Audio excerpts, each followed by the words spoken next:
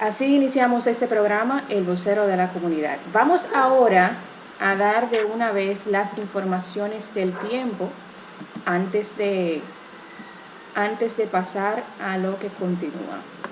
En las informaciones del tiempo, para el día de hoy, es 15, ya estamos dividiendo el mes de mayo, la primera mitad se va. Increíble cómo nos pasa el tiempo, señores, a nosotros. Y aquí estamos. Entonces, según el informe del tiempo, la presencia de una activa vaguada sobre la porción occidental de Cuba, asociada a una baja presión, estará generando un marcado flujo de viento cálido del sureste que, junto a los efectos locales del calentamiento diurno y orográficos, producirán nublados ocasionales con aguaceros dispersos, aisladas tronadas, ráfagas de viento desde horas matutinas hacia varios puntos de las regiones noroeste, nordeste, litoral costero caribeño y también la cordillera central. Para mañana sábado predominarán las condiciones del tiempo mayormente soleadas con altas temperaturas sobre nuestro territorio. Solo se prevé la ocurrencia de aguaceros distanciados con algunas horas matutinas y también en horas del fin de la tarde, debido a los efectos locales de calentamiento diurno y orográfico. Así también por el arrastre de campos nubosos producidos por el viento de sureste hacia varios puntos del litoral costero del Caribe, la llanura oriental y los sistemas montañosos. La Oficina Nacional de Meteorología hace la recomendación porque está informando sobre gran zona de aguaceros, tormentas eléctricas asociadas en sistemas de baja presión localizados sobre el estrecho de la frontera. Esto posee un potencial alto, alrededor de un 70%, para convertirse en ciclón tropical para las próximas 48 horas. Este fenómeno, por su ubicación y desplazamiento, no ofrece peligro para la República Dominicana. Continúan las recomendaciones y es adoptar medidas para garantizar el uso racional del agua debido al déficit pluviométrico que estamos afectándonos por este mismo nuestro territorio desde los últimos meses. Lo estamos enfrentando y frente a esto tenemos entonces nosotros la circunstancia del COVID-19, mucho uso del agua y a la vez cómo manejar el uso de este recurso tan importante para nuestra subsistencia y para nuestro cuidado frente a esta pandemia que aún no sabemos cómo terminará en nuestras vidas y en cada territorio que ha invadido. Señores, vámonos para San Pedro de Macorís, medio nublado en ocasiones con chubascos aislados, la máxima 32-34, y en La Romana, medio nublado en ocasiones con aislados chubascos, también la máxima 32-34. Entiendo que ya podemos darle continuidad y la apertura más formal que podemos a este programa El Vocero de la Comunidad, con la presencia de nuestro distinguido Gorny Mills, este excelente doctor que se ha dado a conocer muy bien por esa conexión internacional que hace con profesionales de otros países y también con esa proyección que viene dando hace mucho tiempo a los estudiantes de la distinguida Universidad de San Pedro de Macorís. Muy bienvenido, doctor, especialista en epidemiología precisamente, y estamos hablando aquí de epidemia, de pandemia, y ya usted sabe muchísimo más que nosotros de todo esto. Buenos días, bienvenido, doctor. Bueno, buenos días, Karim, buenos días a Leonidas Enrique Mañón, a todo el personal de la emisora Aurora. Para mí es un honor, un privilegio estar con ustedes bien temprano en la mañana, una ventana abierta para dar las informaciones. El mundo necesita informaciones de salud y sobre todo necesita promoción, prevención, mitigación, todo lo referente en estos momentos espaciados del planeta. Estamos aquí, como tú dijiste ahorita, con una ventana abierta a la mejor disposición de ustedes. Así es, y precisamente estamos nosotros haciendo transmisión a través de Aurora 89.9 FM, que es la emisora oficial, pero también estamos a través de aurora899fm.com, que es la web oficial de la emisora, y en añadidura con transmisión a través de YouTube. Más adelante estarán viendo los links compartidos a través de las redes sociales. Ya yo comencé a compartir a través de mi espacio Cariris Esteban Nadal para que todos puedan tener acceso a él. Y es la mejor manera, quiero darle este consejo a todos nuestros oyentes, porque por lo regular la gente viene y toma un video, que es un producto sumamente cargado, que ocupa espacio grandísimo en los dispositivos ajenos. Si nosotros cogemos los links, sea de nuestra red social, si lo producimos ahí o lo hemos subido ahí, o del canal, que ahora se está utilizando mucho YouTube, y los compartimos, les evitamos abarcar el espacio de la gente y crearles ciertas molestias de tener que estar borrando cosas para desahogar su dispositivo. Entonces, este consejo espero que les llegue como iniciativa, y además es un enlace que permite que usted mantenga la conexión con sus usuarios, con su público, porque lo sigue moviendo y le va dando números, que eso le genera también a la vez a usted satisfacción de ver, oh mira, me vieron tantas personas, me vieron tantas, cosa que no genera un video puro. Ya este video transformado en un link, en un código, pues les da ciertos gustos, ciertos beneficios y mayor alcance. Aquí estamos, doctor, vamos a hablar de COVID-19, y el COVID-19 es un tema que nos causa suma preocupación, nos ha dejado en incertidumbre, sin distinción de persona, que el periodista, que el comunicador, que el médico. Hemos visto personas que se han suicidado motivo del COVID-19, personas del ámbito de la salud, que uno entiende que esos son los que tienen el tema en sus manos, pero hemos visto también que personas que se manejan a nivel gubernamental o como funcionarios también han perdido sus vidas. No necesariamente mediante el suicidio, pero sí en manos del COVID-19, que uno entiende que esas son las personas superpoderosas e intocables. Sin embargo, no. Entonces, ¿a qué podemos deber esto y cómo usted, en calidad de especialista en la epidemiología, percibe que es el COVID-19? Karim, las pandemias, yo identifico las pandemias como un eclipse del sistema de salud pública. Cuando el sistema de salud colapsa, fruto de políticas globales, se produce en estos desequilibrios del hombre, del ambiente y de la gente. Históricamente nosotros hemos vivido con la soberbia de creer que los problemas de salud que ocurren, por ejemplo, en África, que ocurren en la parte del Asia meridional, no llegaban a Europa y no llegaban a nosotros. No, eso es allá, ese brote epidémico. Así mismo. Pero eso no nos toca. Y la pandemia prácticamente desnudan el alma de la salud pública. Al desnudar el alma de la salud pública, date cuenta que las mismas características sociales, culturales, psicológicas, afectivas y políticas que han ocurrido en los últimos 20 siglos con las mismas pandemias, con otro nombre, pero pandemias en sí, ocurren en el año 2020 también. Pandemias que han matado príncipes, reyes, han diezmado parte de nuestra población a nivel global.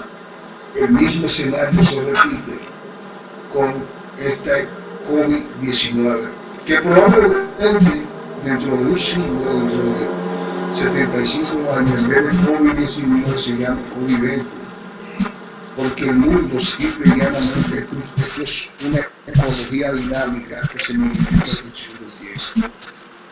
El hombre debe de aprender que tiene que tener equilibrio con su medio ambiente. El hombre debe aprender que él es aire, que él es mar, que él es agua, que él es la misma tierra que pisa, pero él es también la misma tierra que en un momento determinado lo va a enterrar. Y esa imagen centro antropomórfica que hemos tenido durante toda esta vida debe ser cambiada por una imagen de coexistencia en el medio, un equilibrio dinámico. En el caso del COVID-19, las aristas, los factores de riesgo fueron dados durante mucho tiempo.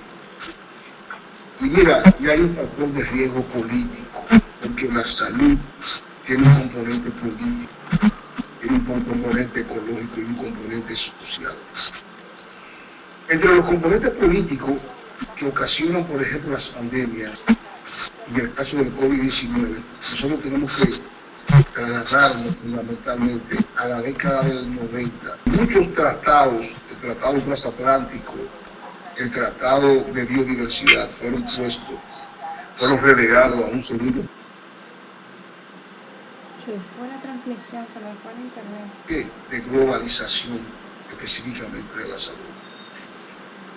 Cuando globaliza la salud, tú dejas en manos de grupos totalitarios, única y exclusivamente todo el manejo de la salud. Y llega un momento que la salud pública, la salud que tiene que ver con la asistencia social, se reduce y se acatona.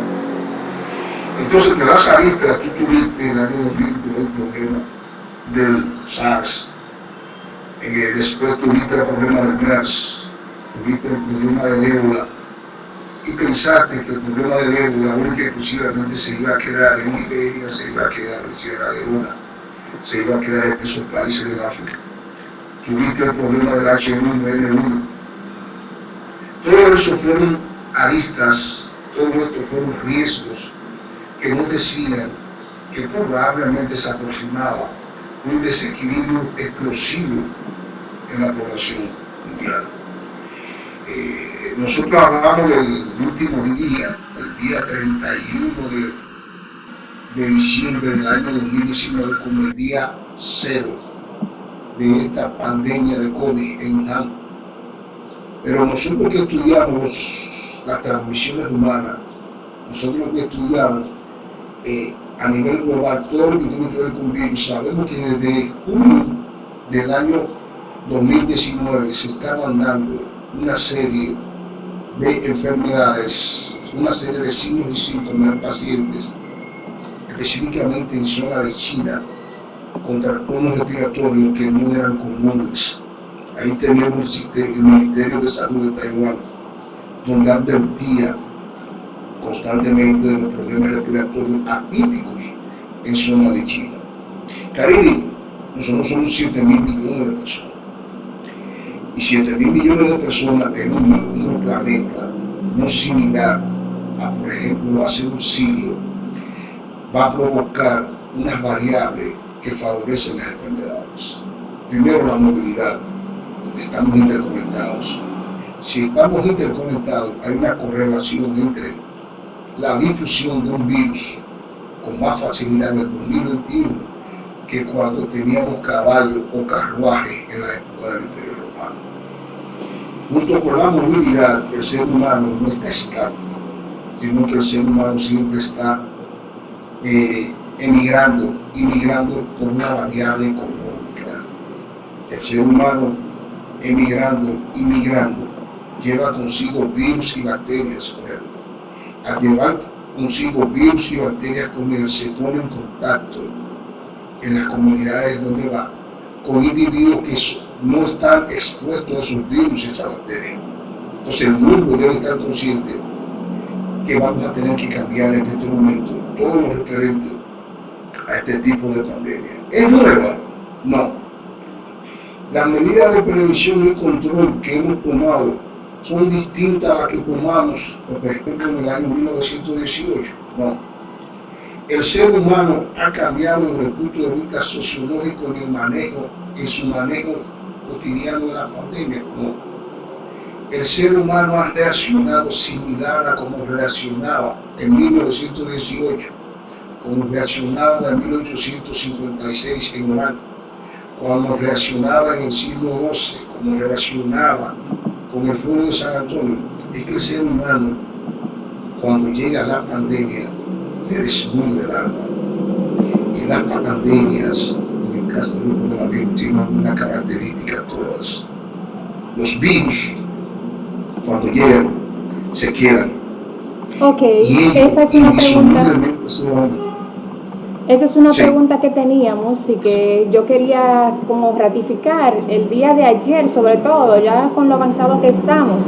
Si es que este virus va a tener un comportamiento como el que estamos acostumbrados a ver, pero digamos que acostumbrados porque ya hemos visto la repetición Pero hemos hablado de la chikungunya, pero no hablamos de chikungunya durante todo el año, hablamos como por una estación del año.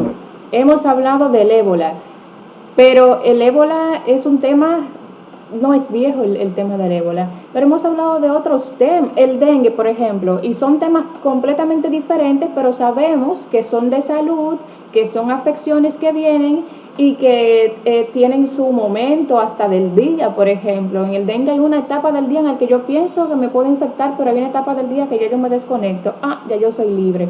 Entonces, esto del coronavirus, nosotros, y según los movimientos que hemos visto que han hecho las autoridades, tanto gubernamentales como las que tienen que ver con la medicina en sí, con la salud, mejor dicho, con la sanidad, los movimientos que hacen nos dan a entender que esto es algo que vino, como la película, vino, lo erradicamos y se acabó. Esa es la interpretación que yo estoy asumiendo. Entonces quiero estar esclarecida, y sé que mucha gente quiere estar esclarecido, porque lamentablemente nos dejamos llevar de la información del día a día, y bueno, ahí nos quedamos sin quizás desarrollar capacidad analítica, sin quizás desarrollar una conducta consciente, más que lo que nos dicen, haz esto y deja de hacer esto. Pero nosotros creemos que cuando nos saquen del confinamiento ya vamos a estar libres.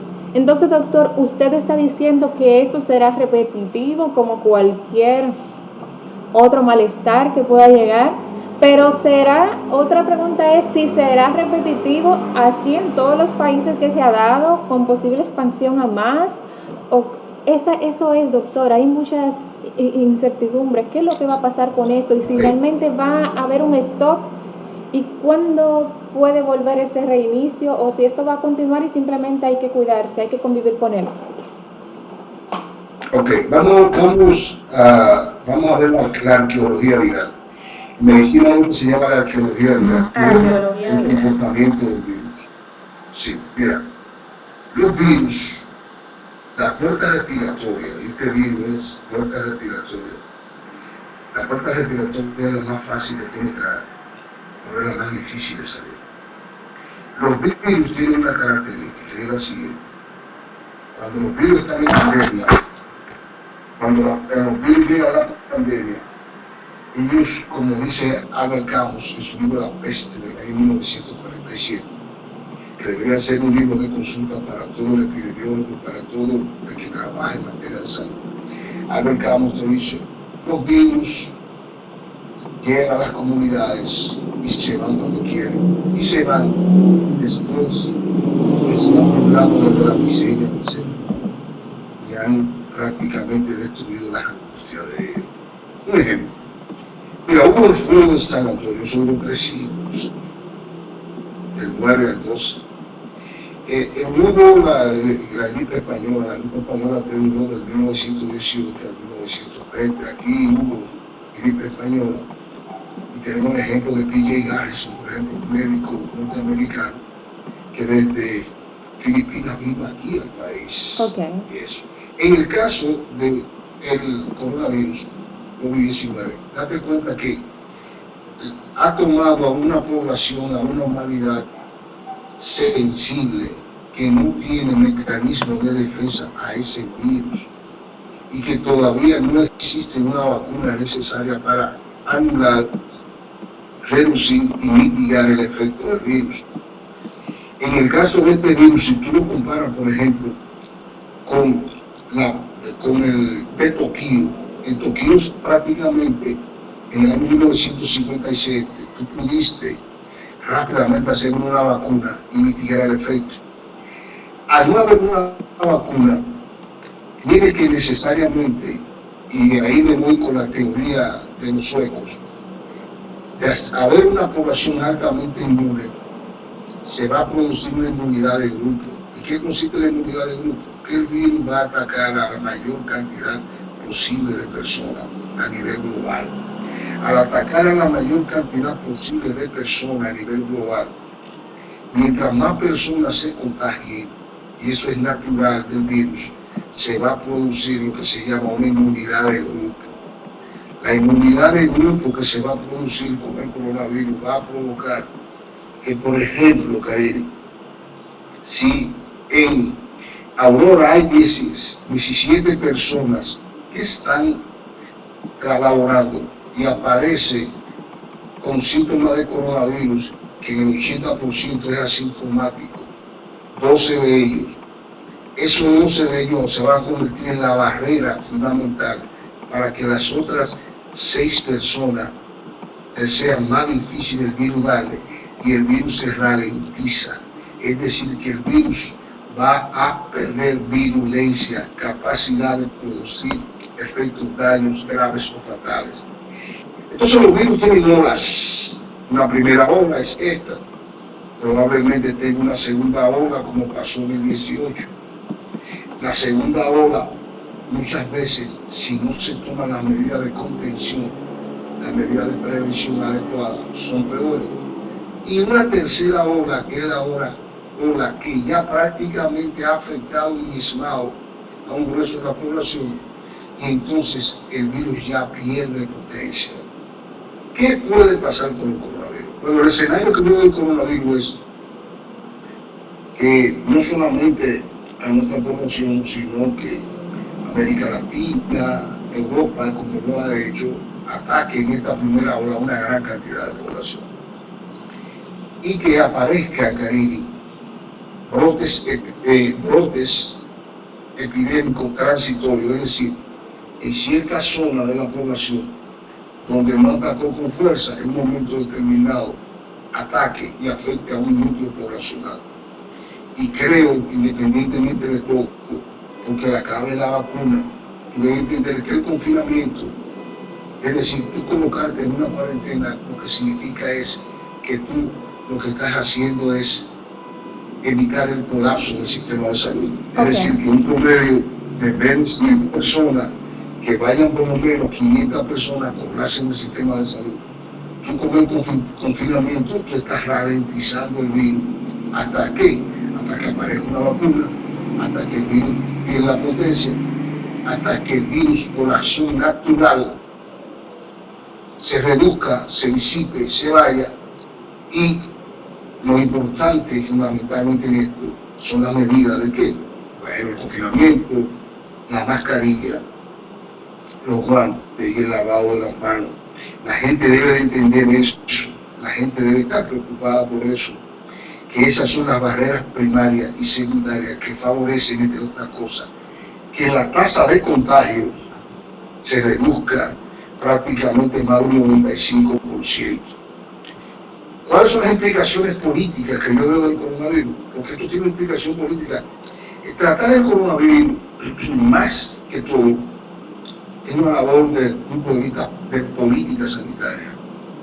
Este coronavirus ha desnudado fundamentalmente, Karine, los gobiernos populistas del mundo, gobiernos populistas que no han sabido abordar la crisis del coronavirus y que han tenido prácticamente un abordaje desorganizado, desordenado. Y te voy a poner 3 ejemplos.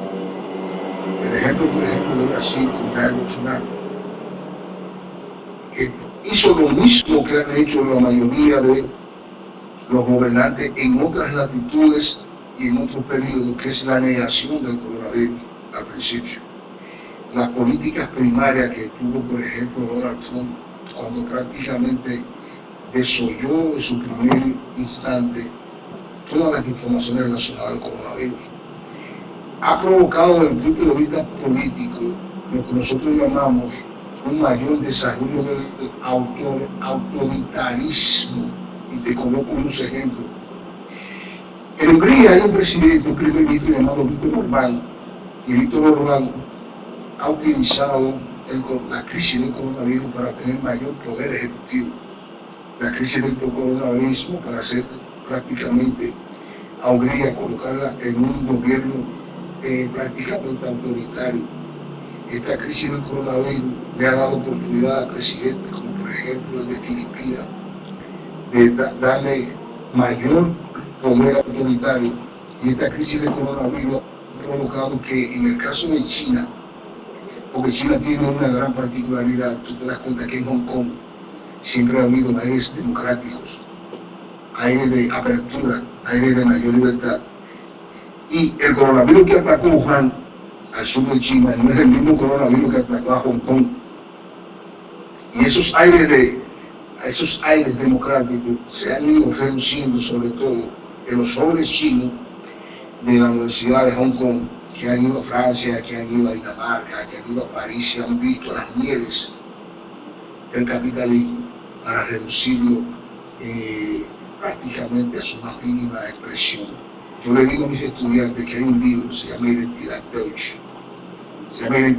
que salió prácticamente al mercado de Francis Fukuyama de la Universidad de Stanford de San Francisco, que valora lo que debe ser la era actual del coronavirus y lo que debe ser la era post-coronavirus. Y él me detalla en ese libro de la importancia de la oportunidad que tienen los pueblos.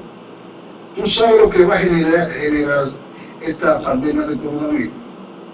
Los gobiernos de nuestros países, y entre ellos la República Dominicana, va a tener, Karine, que aumentar el gasto en salud. Y el aumento del gasto en salud va a significar mayor impuesto a los ricos para aumentar el gasto en materia de salud pública y aumentar el gasto, sobre todo, en materia de los servicios sociales. Este coronavirus te ha demostrado a ti que los sistemas de salud locales en otros países, en América Latina, en Europa, esa vieja Europa, y te lo estoy diciendo en así, que se quedaron con la soberbia de los años 80, de un sistema de salud donde solamente se potencializaba el aspecto del tercer nivel de intervención y no el nivel primario, va a ocasionar que tengamos políticas necesarias de gasto social y de salud pública. Tú vas a necesitar mayor cantidad de epidemiólogos, tú vas a necesitar mayor cantidad de virólogos, tú vas a necesitar mayor cantidad de investigadores, vas a necesitar mayor cantidad de individuos que se quiten los zapatos, Karine, como hacía tu hermana cuando iba conmigo a las comunidades y que llegaba con los pantalones raídos, y vaya a las comunidades más lejanas a anular los efectos de los virus, de la bacteria, de la riqueza. Y hay algo que lo voy a decir por primera vez, que no lo he dicho en ningún programa, y quiero que lo grabe. Karine, hay un elemento, hay una herramienta que no se ha tomado en cuenta con relación al coronavirus. A ver. Lo voy a decir en tu programa. Las cloacas. Las cloacas, ¿por qué usted entiende que tienen? Sí. Las cloacas, y lo estoy diciendo por tercera vez, durante mucho tiempo ha sido la mano amiga de la epidemiología moderna. Y en los tiempos de pandemia, las cloacas, el estudio de las cloacas, ha sido el elemento generador de la verdad para reducir las enfermedades tuya y mía. Te estoy diciendo que la cloaca es una herramienta para reducir en este momento los casos de coronavirus, los contagios, los brotes, los casos sospechosos, los casos asintomáticos, los casos presintomáticos y los casos posintomáticos, y te lo voy a explicar. ¿Pero y de qué manera? Karine, ¿de qué manera? De la siguiente. Las cloacas, el estudio de las cloacas en el año 1854 redujo significativamente, como una especie de radiografía, los brotes epidémicos de cólera en Inglaterra. Y las cloacas fue la clave para el tema. ¿Por qué las cloacas para mí son necesarias el estudio de ellas?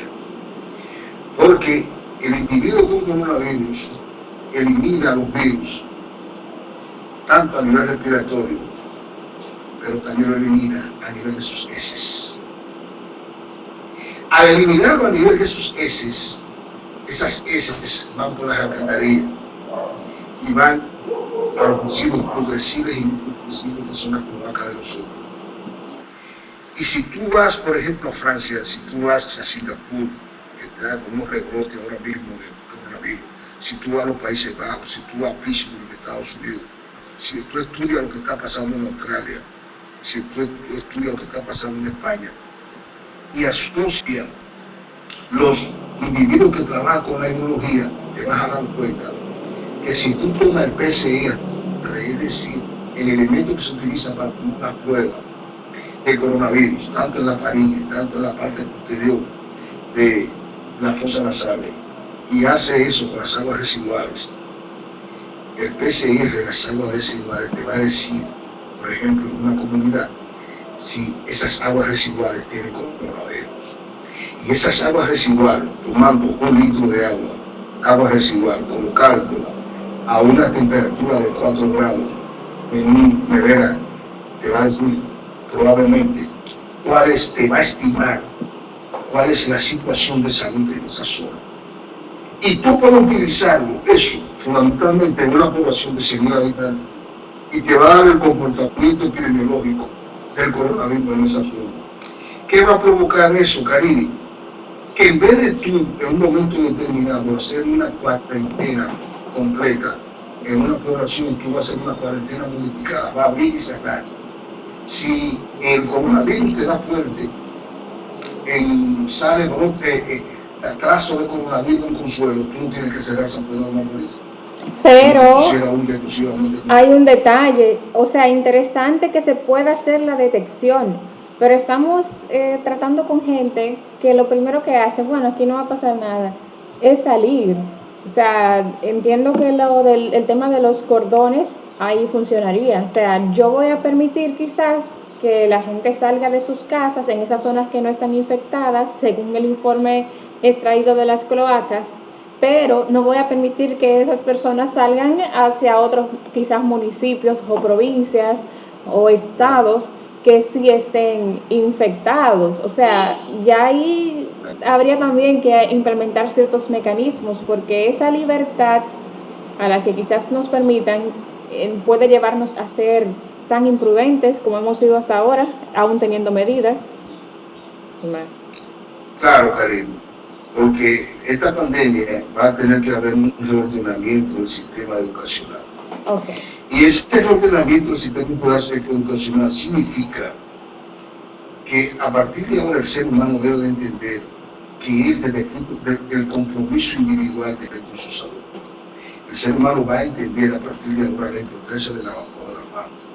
El ser humano, sin llegar a ser un hipocondríaco, va a tener que entender que un cambio de su temperatura corporal es una alerta, en un momento un beneficio, que él va a tener que medir en cierto modo su temperatura corporal, que él va a tener que medir en cierto modo sus niveles tensionales, que él tiene que entender que la salud, más que un problema del Estado, es, como dice, yo hablo de ejemplo diente por diente, pero si tú descifras bien el código de Hammurabi, te va a indicar, entre otras cosas, que si tú no quieres que te contagie a los tuyos, no debes contagiarte a ti. Y te voy a dar un ejemplo, Karine.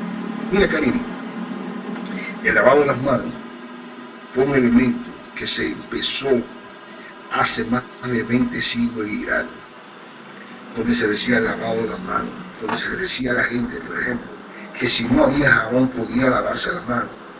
¿Sabe con qué? Con tierra, con gravilla, con arena. Recuerda que la gravilla y la arena es un exfoliante. Tú vas a la playa y te descampas. Y esas ideas sencillas, que fueron prácticamente disipadas y destruidas en 1863, 62, cuando nadie creía en eso, hoy en el siglo XXI todavía estamos con eso. Entonces tiene que haber un cambio radical, lento y paulatino, porque las epidemias, ¿cuál es la desgracia de las pandemias? Karine, las pandemias se olvidan. Las pandemias, hay un olvido colectivo de la población. Y las pandemias solamente tienen un retorno individual. Y eso va a pasar con esta. Probablemente hace 2 años, el grueso de la población no sabía que las mismas medidas preventivas que se tomaron en el año 1918, aquí, son las mismas medidas preventivas que se están tomando ahora. Pero se olvidó. Y lo más probable es que la generación que viene olvide estos problemas. Si tú supieras que todo lo que estamos haciendo ahora, en el 2020, pasó en diciembre del 18 en este país, en Santo Domingo, pasó en Santiago, pasaron los rebrotes, fruto de qué? De la educación de la gente. A la gente se le dijo en el 18 no salga. Y la gente salió a hacer una fiesta porque la guerra había terminado del 18. La gente en Filadelfia se le dijo no salga. Y la gente, fruto de haber terminado la guerra del 18, salió un desfile en Filadelfia. Nosotros hicimos nuestro desfile aquí en Santo Domingo. Puerto Rico hizo su desfile en San Juan. Entonces, eso es un elemento natural de la gente. La salud pública va a tener que ir, Karine, al elemento, al complejo del bien común, al componente social, a educar a la gente, al educador para la salud, a hablarle a la gente de salud, de salubridad, de saneamiento, de higiene.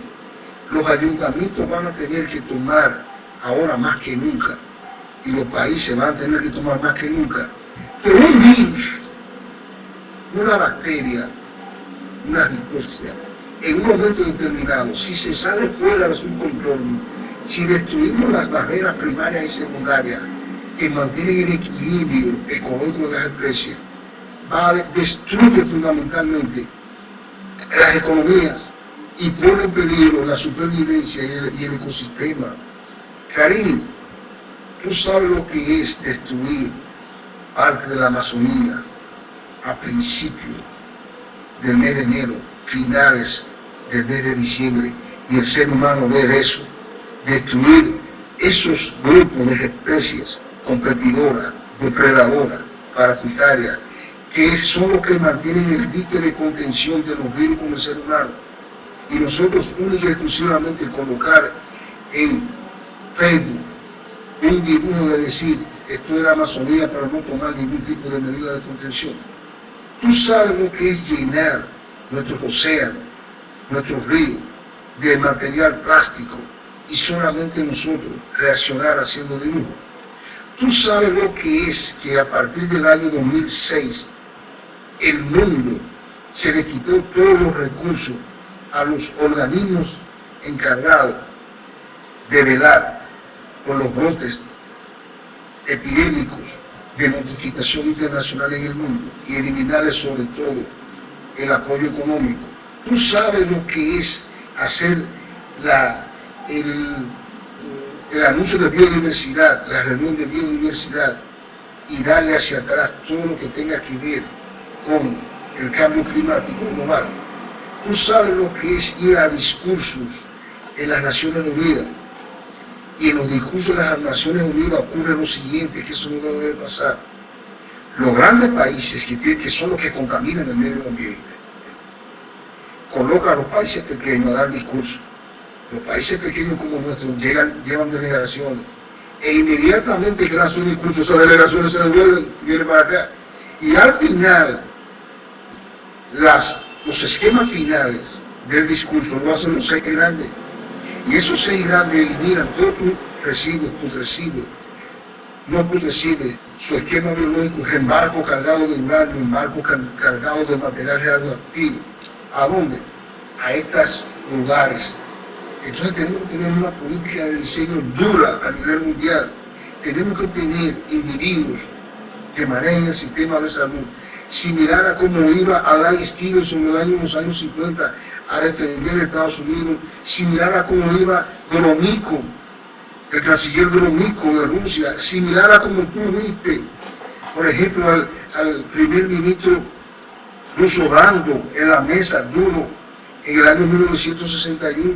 Es decir, que tenemos que tener políticas duras en materia de salud pública. Se necesita en el año 2020 individuos como Corgas, individuos como Carlos Finlay, individuos que le duela la naturaleza, que le digan al hombre que él simple y llanamente es una figura más del entorno, porque Karine, nunca tú vas a poder vivir sin el concurso de los virus, de la bacteria, de la riqueza. Eso forma parte del establishment del planeta y cada uno de ellos ejercen una función en el planeta. Una hoja seca que cae en el patio de tu casa abona la tierra. una cucaracha, una mosca. No me hable de cucaracha ni de ratón. Karina, las moscas, uno de los grandes beneficios de las moscas es la polinización. Uno de los grandes beneficios de una mosca es que forma parte de la cadena alimenticia. Y yo te puedo decir hoy en tu programa que este planeta Tierra, si no existieran las moscas, fuera inhabitable, porque las moscas participan en la descomposición de los cadáveres. Okay. Y una mosca, cuando tú la analizas, te va a decir de qué murió ese individuo.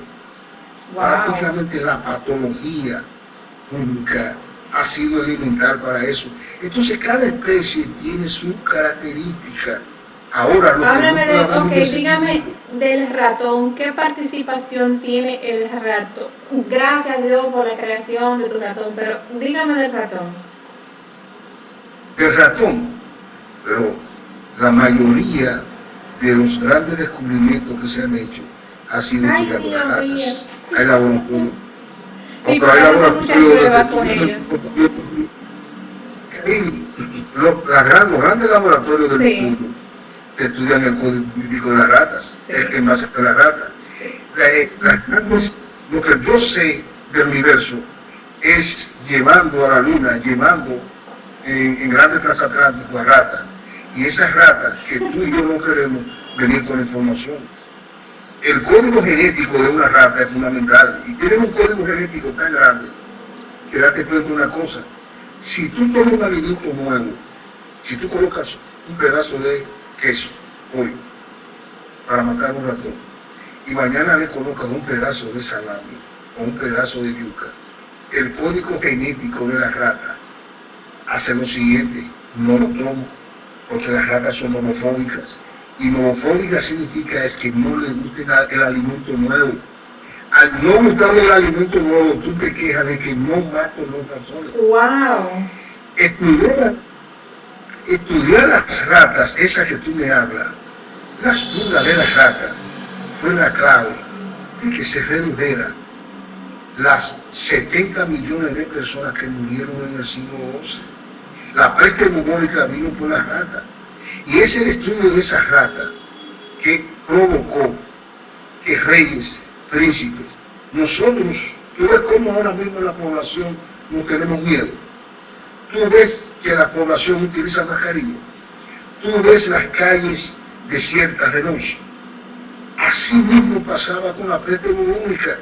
Y fue más a la peste bubónica con la mascarilla que tuve a los médicos de la población, que nosotros empezamos a utilizar esa mascarilla. Fue esas ratas que provocó que redujéramos a un nivel muy bajo los problemas de peste bubónica que siguen hoy del siglo XXI.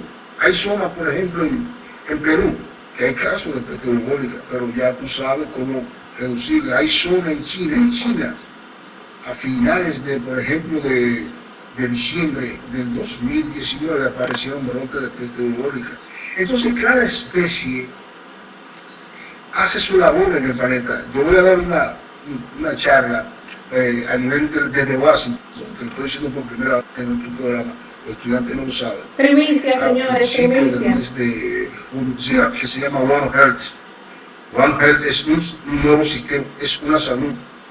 Y desde Washington, una de las médicos que está en la NASA, ayer me estaba hablando con ella, debe darle a los estudiantes de medicina de mi universidad, de mi casa, una investigación desde el 2006, estamos hablando de One Health, una sola salud, de involucrar a la gente en eso, de que esto es una sola salud. Que yo debo de entender que las aguas residuales me dan información necesaria para ver el comportamiento epidemiológico de lo que yo elimino, de que yo debo de entender que la tierra me da información clave, eficaz, precisa de qué es lo que hay. Y eso es necesario que los médicos del siglo XXI en este momento salgan, y los trabajadores de la salud, de su comportamiento o de su labor individual y vayan a lo colectivo. Porque por más gran economista que tú eres, por más fuerte que tú estés en materia de qué, de cualquier otra especialidad, que tú seas economista, que seas ingeniero, el impacto de un virus impacta a la familia, impacta a la sociedad, impacta el país. Este coronavirus ha provocado, entre otras cosas, un mayor endeudamiento de nuestros países. Este coronavirus ha provocado, entre otras cosas, que la deuda de nuestro país ha aumentado más de 1.5%. Pero este coronavirus va a provocar, entre otras cosas, que el incremento, sobre todo en el gasto en materia de salud, se aumente en estos países. Este coronavirus va a provocar que tú, Karine, mire qué es la educación. Este coronavirus ha desnudado el nivel educacional de mi pueblo. Que la educación no es única y exclusivamente tú ponerle una computadora a un individuo. Que la educación no es única y exclusivamente tú ponerle, entre otras cosas, un edificio grande a un individuo. Que la educación conlleva el comportamiento individual. No es lo mismo la educación, por ejemplo, de Costa Rica y su abordaje del coronavirus que la educación de nosotros. Costa Rica ha hecho una labor de mitigación, ha hecho una labor de reducción de los casos fruto del nivel educacional. Cuando tú combinas la prevención y la educación, nosotros tenemos un problema grave con relación al coronavirus, y es que nosotros nos han educado sin distanciamiento físico. Ok. El dominicano no acepta. Entiendo que eso es una característica de nuestra nación y quizás de las naciones latinas, que somos gente de estar reunida, de estar intercambiando. Yo recuerdo cuando era pequeña que todavía había gente sin educación de cómo manejar sus toallas, de sus prendas íntimas. O sea, la gente intercambiaba su toalla con la otra. O quizás a un niño se le confundía su cepillo de dientes con el otro en el apuro por irse a la escuela. O sea, nosotros yo creo que en esencia hemos sido así y vamos aprendiendo pero de manera muy paulatina porque la esencia y la costumbre es lo que gana en todo, doctor. Yo que tuve la experiencia de ir a España, vi esa diferencia, esa gente se encierra, en Estados Unidos también la gente se encierra. Aquí no, aquí el encierro te cansa. Tú quieres estar o visitando o teniendo visita. En mi casa somos felices con un gentío, por ejemplo. Esa es una costumbre nuestra. Sí. Entonces el distanciamiento social para nosotros nos enferma. El distanciamiento físico para nosotros, desde el punto de vista psicológico, nos destruye. Pero nosotros tenemos una experiencia de distanciamiento físico en la República Dominicana que los tratadistas en la materia de la salud no han puesto en la mesa y que es bueno decirte en tu programa. Mira, en la época de Pedro Santana, ese ceibano que no sabía nada, no puedo decir que no sabía nada, ese ceibano no instruido desde el punto de vista educacional, tenía una gran agudeza política. En el año 1853, creo, sí, 53, 1846, aquí hubo él decretó una cuarentena absoluta de las embarcaciones que venían de las islas. ¿En el año cuánto? Fruto de la fiebre amarilla. Esa cuarentena duró un año. Okay. Un año. Y el dominicano acató eso. Lo que sucede es que desde el punto de vista político, te lo había dicho antes, las políticas populistas, el dejar hacer, el laissez-faire del dominicano, prácticamente ha chocado con el problema de las pandemias. ¿Quiénes han hecho mejor política de la materia de salud pública con relación a estas pandemias? Gente como tú, Karine, las mujeres, Taiwán, dirigida por mujeres, Finlandia, dirigida por mujeres, Angela Merkel en Alemania, que se han llevado de los expertos. Date cuenta que Trump ayer, antes de ayer, tuvo un altercado muy fuerte con Anthony Fauci, que es una de las grandes lumbreras de la epidemiología moderna, y que debe ser una estrategia así. Le decía a Trump, por ejemplo, que había que cerrar las escuelas, mantenerlas cerradas, y Trump prácticamente ha hecho lo contrario. Si tú ves eso y tú lo colocas en el paralelismo con lo que ha hecho Angela Merkel en Alemania, Angela Merkel tiene una gran virtud. El ser humano tiene que aprender a oír. Y tiene otra gran virtud, la gran ministra alemana, es que toma las ideas, utiliza el protocolo, pero tú tienes que entender que el protocolo en un momento determinado puede ser modificado en base a que a las aristas, a los cambios desde el punto de vista demográfico, a los cambios de vista sociológicos que tiene la población. Entonces, esas 7 mujeres, hubo una de ellas, la de Finlandia, que la reunión que hizo con su país fue entre los niños y duró 3 minutos. Tenemos que hacer eso. Las medidas que tú vas a implementar en un país deben ser implementadas en el momento adecuado, en el momento exacto, y cuando las personas, tú palpar la sensibilidad de la gente. Cuando las personas son mucho más sensibles, es el momento adecuado de utilizar la sociología política que se aprendió en los años 50 por la Universidad de Michigan. Sociología política que el norteamericano me enseñó, me dejó como legado después de la Segunda Guerra Mundial. Sociología política que la Universidad de Michigan puso a los países latinoamericanos entre los años 1950, después que terminó la Segunda Guerra Mundial, hasta los años 70, donde provocó, entre otras cosas, una mejoría del sistema de salud público en todos estos países. Sociología política, Karina, que indica que en estos países de América Latina tú debes tomar las medidas drásticas en un momento determinado cuando ellos están sensibles, de la misma forma como a ti, a mí, Karina, nos daban cuando éramos pequeños el aceite de hígado de bacalao y nos abrían la boca y decían, sí, y no la muerdas. Sin pensar.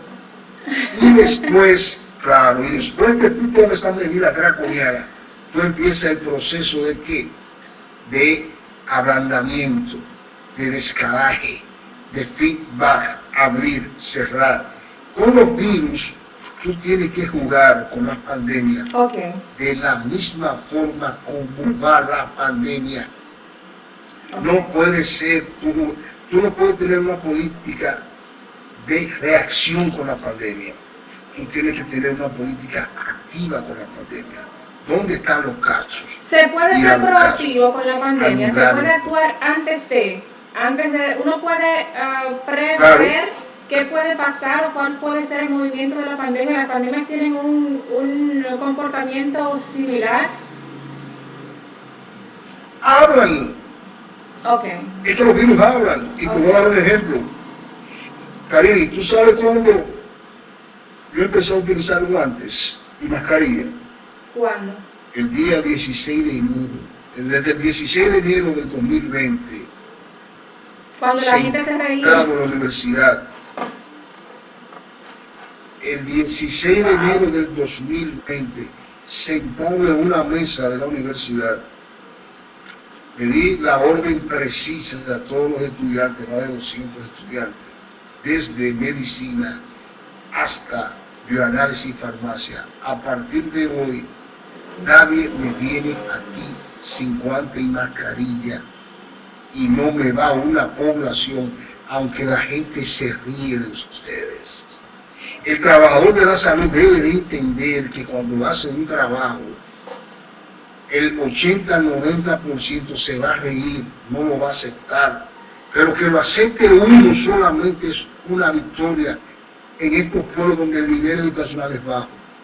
El día 17 de enero, el día 26 de enero, Día de la Altagracia, recuerdo que en una entrevista que se me hizo en la radio. No, el de la Altagracia es 21 y el 26 es Duarte.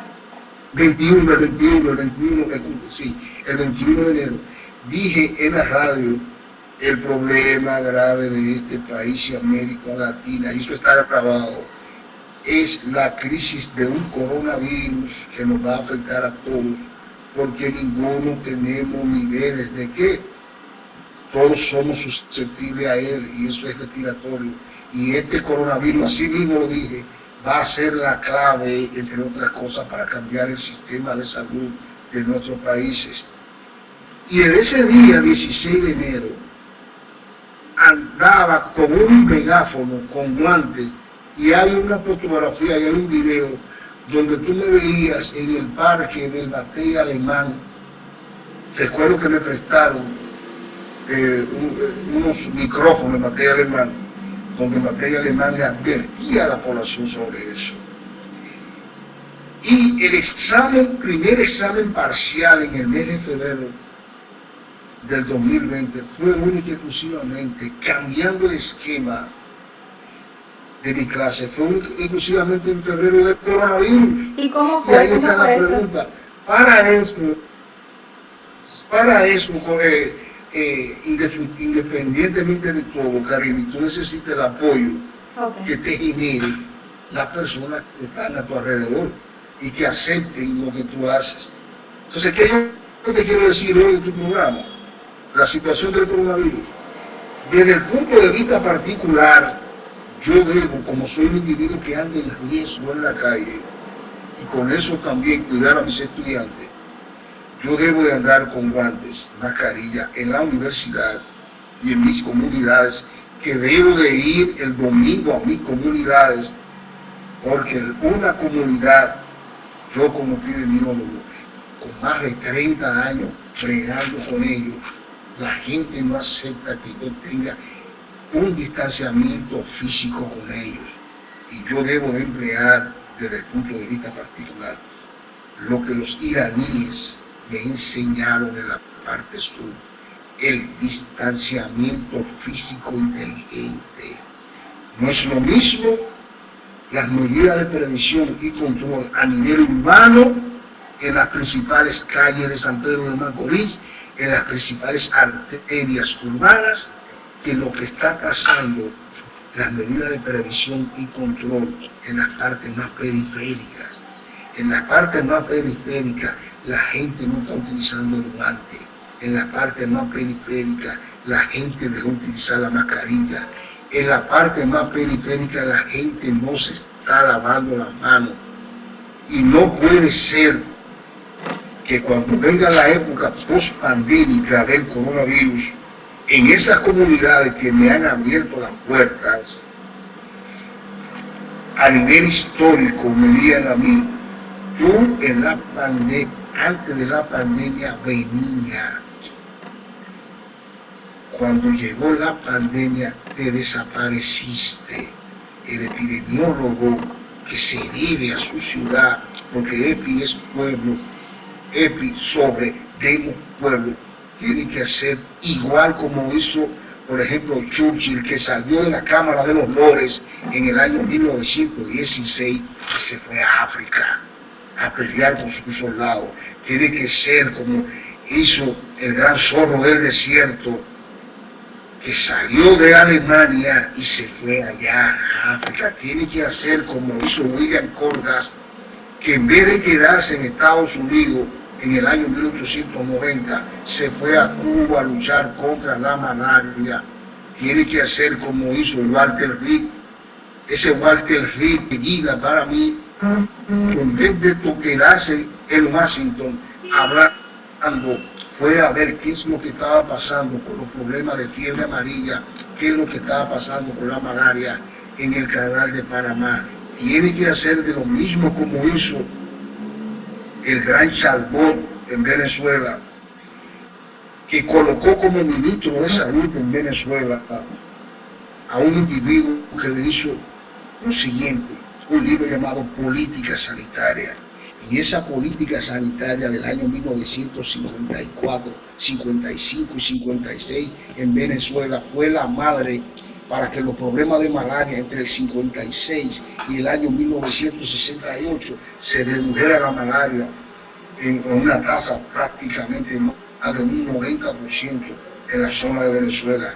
Tiene que ser lo que hizo en su primera etapa Papadoc, ese Duvalier, no el presidente, yo estoy hablando del Duvalier que fue ministro, que fue médico de salud en Haití a principios de los años 50, cuando sale de la Universidad de Michigan y se va a las comunidades más lejanas de Haití a tratar sífilis, a tratar buba, a tratar dengue, a tratar malaria, y la gente fue el que le puso el nombre de Papadoc.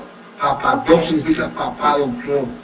Tiene que hacer lo mismo que hizo Mao Zedong, que cuando en el año 1949, fecha donde empieza China, empieza Mao Zedong con el tema Mei Wei Rein Fun, y el Mei Wei Rein Fun de Mao Zedong significaba médico descalzo, ir a las comunidades y ver los signos y síntomas y las enfermedades más comunes de un chino que a principios del siglo XX era relajado, era mofado, era subestimado en un libro que dice que está escrito, y es bueno que los tratadistas, los estudiantes de medicina lo lean, ese libro del principio del siglo XX que decía el enfermo chino. Connie, Recuerda que la pandemia siempre tiene, ¿sí? que veo que su tiempo se lo hemos robado, pero bien robado. Sí. Usted tiene compromisos y, Claro. y lamento mucho que hay más preguntas que yo quisiera hacerle, como por ejemplo que han hecho ustedes como epidemiólogos. La gente sabe de Golney Mills, que Golney Mills anda rondando las calles, los barrios, las personas más humildes, haciendo que sus estudiantes sean conscientes. No simplemente les da una asignatura, los pone en conexión con los medios de comunicación, en conexión con la gente, con la vida real. Entiendo que usted le hace un gran aporte a la carrera en sus funciones dentro de la universidad y dentro de los medios de comunicación y por lo tanto en la sociedad. Yo lo felicito, me siento muy orgullosa de usted y de verdad que dialogar con usted el día de hoy ha sido para mí una experiencia maravillosa. Yo quiero que se repita.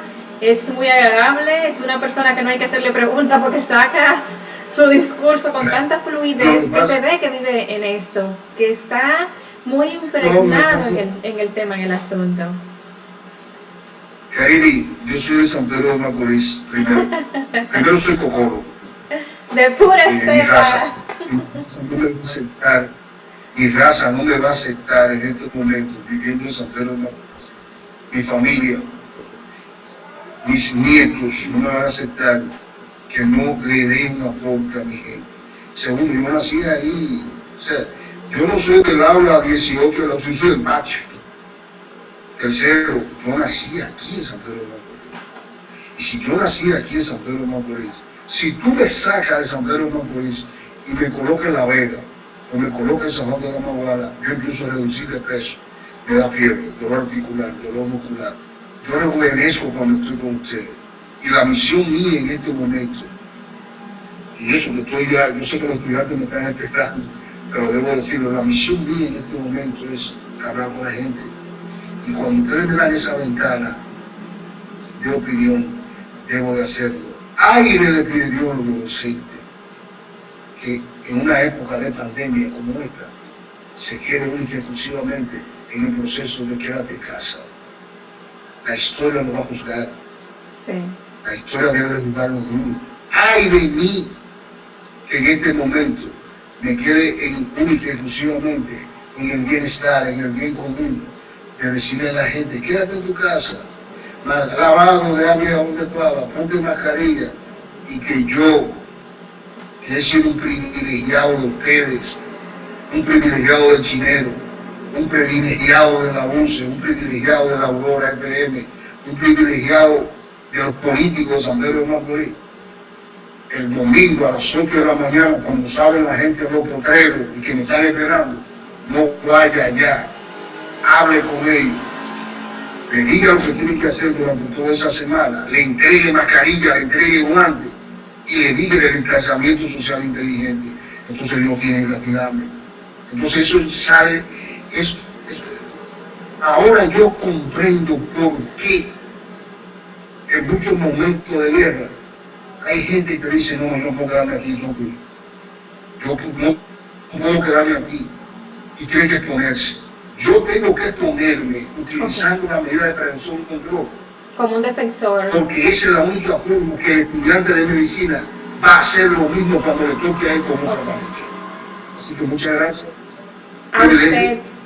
a usted. Y mi última pregunta era, ¿cómo usted piensa que el Instituto de Epidemiología se ha manejado ante este tema? Y ya de ahí usted despídase. Para mí ha sido un placer, de verdad que sí.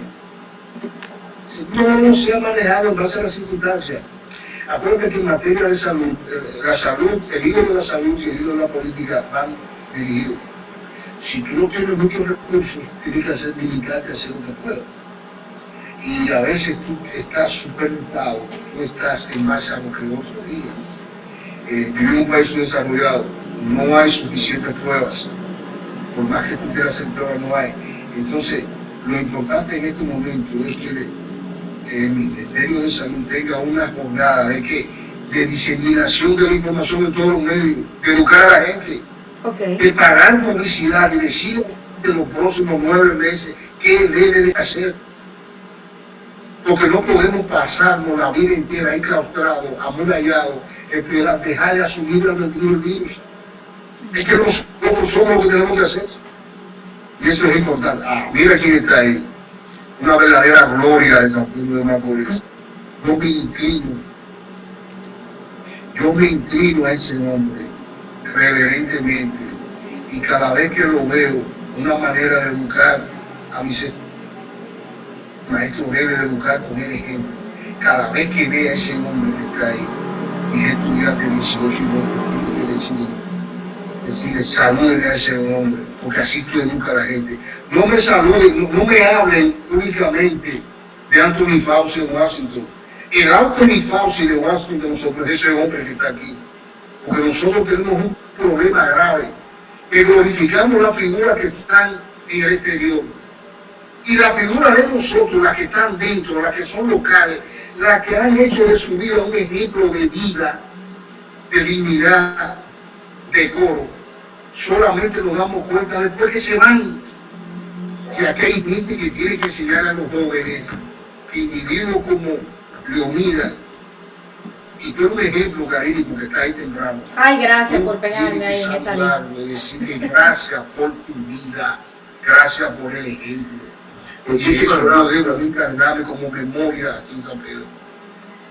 Gracias. Muchísimas gracias, Rodney. Realmente te agradezco mucho esas expresiones. No creo ser merecedor de tanto, realmente no creo ser merecedor de tanto.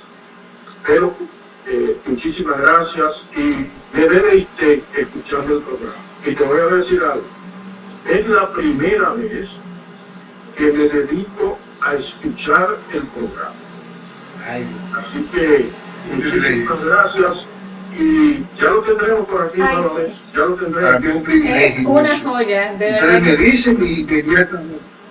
Gracias, un privilegio para mí. Rodney Mills, representante de la migración más importante y más positiva que ha tenido la República Dominicana en toda su historia, estuvo con nosotros hoy, hablándonos de lo que él sabe. Podrá haber uno que otro igual a ustedes. Ninguno lo puede superar. Muchísimas gracias, hermano, y ya nos veremos nueva vez. Un placer. Y el vocero vuelve. Con más información en menos tiempo. Vamos a hacer la primera pausa porque, señores, esto estuvo sumamente interesante. Volvemos. Fabuloso. Gracias, cuando quieran. Voy a dar clase ahora, voy a dar clase, gracias. Gracias, saludos a sus alumnos. Díganle que el programa del vocero de la comunidad les envía saludos desde Aurora 89.9 FM. Van a recibir una gran sorpresa en estos días. Solamente que Dios me dé un empujón.